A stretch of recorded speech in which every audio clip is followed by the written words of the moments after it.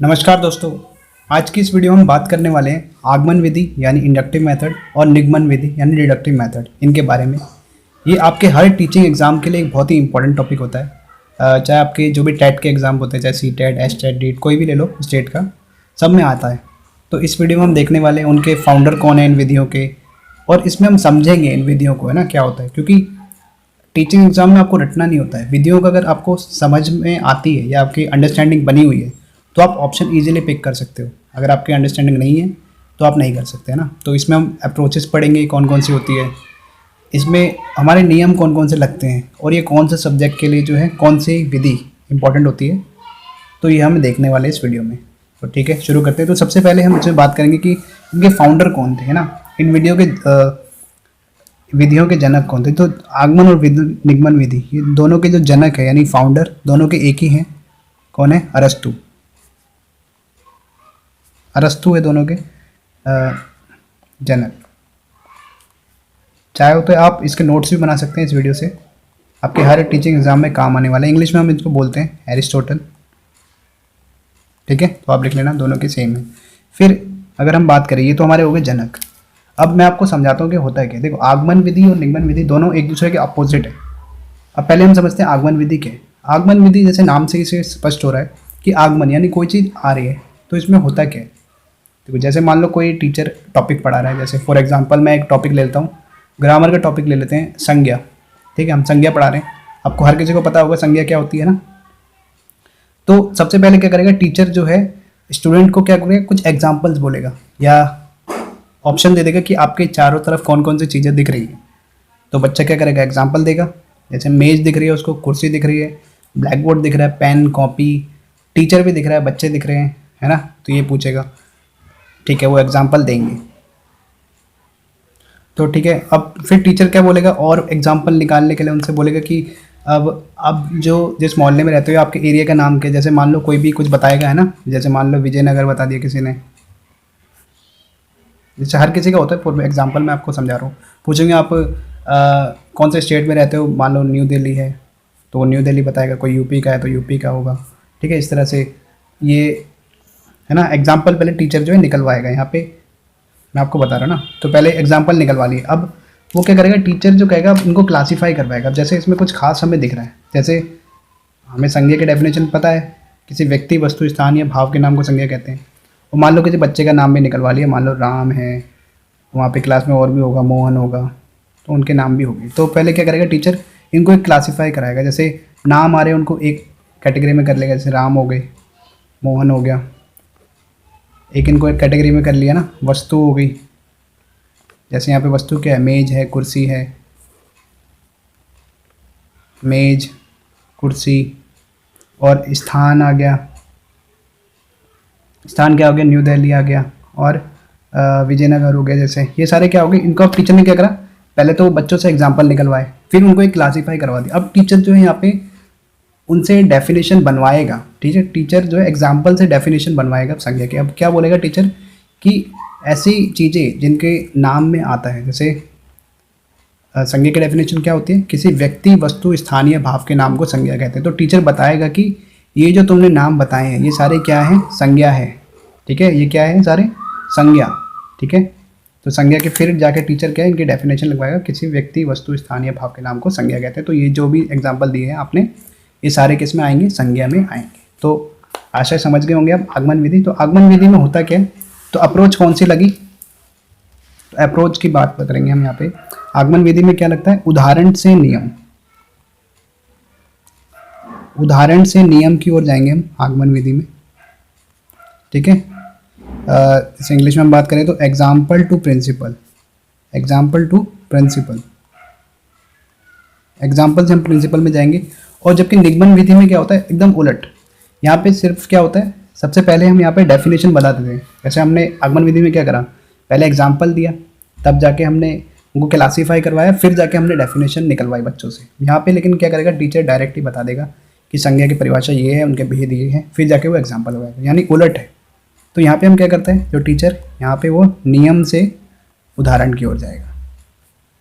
हो गया ना इसका ऑपोजिट, नियम से उदाहरण। या अगर हम इसको बात करें, प्रिंसिपल टू एग्जाम्पल। ठीक, आप नोट भी करते रहिएगा, ये बहुत ही इंपॉर्टेंट टॉपिक है आप सबके लिए। और अगर इसका हम और बात करें तो इसमें एक और अप्रोच लग जाती है, इसको बोलते हैं विशिष्ट से सामान्य की ओर। विशिष्ट से सामान्य की ओर, ये हो जाएगा। इसको बोलते हैं हम पार्टिकुलर टू जनरल।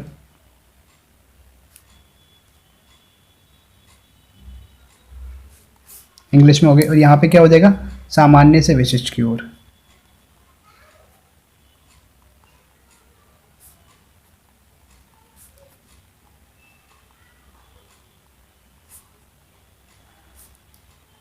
सामान्य से विशिष्ट की ओर, यानी इंग्लिश में हम बात करें तो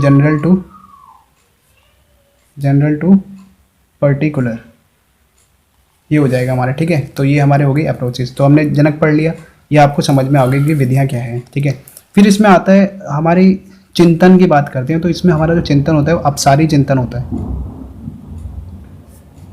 कौन सा होगा चिंतन? अपसारी चिंतन। अपसारी चिंतन अगर आपको नहीं पता है तो मैं बता देता हूँ। इसको बोलते हैं इंग्लिश में हम डाइवर्जेंट थिंकिंग। इसमें होता क्या है कि बच्चों को हम सोचने पर मजबूर करते हैं, कुछ नया चीज़ें उनको सोचने का, ताकि उनका क्या, उनके वो लॉजिक वो डेवलप करे, वो सोचे, क्रिएटिवली सोचे, आउट ऑफ द बॉक्स सोचे। तो उसमें होता है अपसारी चिंतन। यानी जैसे फॉर एग्जांपल हमने क्या करा था, स्टार्टिंग में नाम बोला था कि आपको आसपास क्या क्या दिख रहा है। तो बच्चे क्या सोचेंगे, आसपास देखेंगे, बताएंगे चिड़िया दिख रही है, पंखा दिख रहा है, ब्लैक बोर्ड दिख रहा है। तो ये क्या हो गया, अपसारी चिंतन। ठीक है, जहाँ पे कई मल्टीपल आंसर्स आ सकते हैं, उसको बोलते हैं अपसारी चिंतन। ठीक है, और ये हो गया हमारे किस में, आगमन विधि में होती है अपसारी चिंतन। ये आपका एग्जाम में आता है, इंपॉर्टेंट है, इसको नोट कर लेना। स्टार बना दिया मैंने। और यहाँ पे जो होता है आपका अभिसारी चिंतन बोलते हैं इसमें, अभिसारी चिंतन। इसको इंग्लिश में बोलते हैं हम कन्वर्जेंट थिंकिंग। इसमें क्या होगा, एक ही आंसर होता है, इसमें कई सारे आंसर नहीं आएंगे। इसमें बच्चा ज़्यादा नहीं सोचता है इसमें, क्योंकि थिंकिंग स्किल डेवलप नहीं होती है। इसमें जैसे फॉर एग्जांपल हमने पूछ लेगा कि भाई इंडिया की राजधानी क्या है, तो वो वही एक ही आंसर बताएगा, न्यू दिल्ली, क्योंकि दूसरा बताएगा तो वो गलत हो जाएगा। तो उसको बोलते हैं अभिसारी चिंतन। इसमें अपसारी चिंतन लगेगा, इसमें अभिसारी चिंतन लगेगा। फिर फोर्थ पॉइंट की अगर हम बात करें तो प्राइमरी क्लास के लिए कौन सा बेस्ट होता है, तो आप समझ ही गए होंगे। प्राइमरी क्लास में क्या कराना होता है हमें बच्चों को, क्योंकि टीचर जो है आजकल जो अप्रोच चल रही है वो कौन सी चल रही है, चाइल्ड सेंटर। तो चाइल्ड सेंटर यानी बच्चा किस में सेंटर में रहेगा, चाइल्ड सेंटर अप्रोच कौन सी है हमारी, ये वाली आगमन विधि। तो फॉर प्राइमरी क्लास कौन सी विधि बेस्ट है, ये वाली जो है हमारी बेस्ट मानी जाती है। और ये जो है हमारी बड़े बच्चों के लिए, यानी फॉर अपर प्राइमरी या अपर क्लास के लिए ये वाली जो है हमारी, क्योंकि इसमें जो है डेफिनेशन देते हैं फिर जाके समझाते हैं। तो बड़े बच्चों के लिए ये वाली जो हमारी निगमन विधि है बड़े बच्चों के लिए काम आती है, और आगमन विधि है छोटे बच्चों के लिए, ताकि उनका थिंकिंग स्किल डेवलप हो सके। अब कौन कौन से सब्जेक्ट के लिए ये यूज़फुल है, जैसे ये वाली जो यूज़फुल है गणित के लिए हम इसमें से पढ़ा सकते हैं, विज्ञान जो हम पढ़ा सकते हैं इससे, और ग्रामर जो होगी, ग्रामर या व्याकरण जो होगी वो हम उनको पढ़ाने के लिए ये जो हमारी आगमन विधि जो है ये बेस्ट होती है। और निगमन विधि तो से जो है हम कोई सा भी टॉपिक पढ़ा सकते हैं, ऑल सब्जेक्ट्स। ज़्यादातर स्कूलों में यही चलता है, लेकिन हमें चाइल्ड सेंटर के लिए हमारी कौन सी यूज़ होती है, ये आगमन विधि या इंडक्टिव मेथड जो है यूज़ होती है। अब स्टेप्स की बात कर लेते हैं। जो स्टेप्स होते हैं या चरण बोलते हैं उनको, इसमें देखो क्या होता है, हमारी जो इंडक्टिव मेथड है आगमन विधि, सबसे पहले इसमें क्या होता है, टीचर उदाहरण देता है, इसको हम बोलेंगे एग्जाम्पल। और बी इसमें फिर क्या होगा, फिर उसका अवलोकन। जैसे हमने उसमें अलग करे थे ना, जितने भी कैटेगरी वाइज थे अलग अलग, तो उसको बोलते हैं अवलोकन, यानी इंग्लिश में बोलते हैं ऑब्जर्वेशन। बच्चा ऑब्जर्व करेगा कि इनमें समानता क्या है, क्या चीज़ें कॉमन आ रही है, तभी तो वो कर पाएगा, डेफिनेशन तक पहुंच पाएगा। तब फिर ये करेगा सामान्यीकरण, या नियम बोलते हैं, नियम बनाएगा वो, इसको बोलते हैं इंग्लिश में जनरलाइजेशन करेगा। और फिर डी आएगा हमारा, फिर हम उसका क्या करते हैं, परीक्षण करेंगे कि बच्चे को जो है समझ में आया कि नहीं आया, परीक्षण या मापन। तो ये 4 स्टेजेस होती हैं हमारी इंडक्टिव मेथड या आगमन विधि की। तो यहाँ पे हम बोल देंगे वेरीफाई।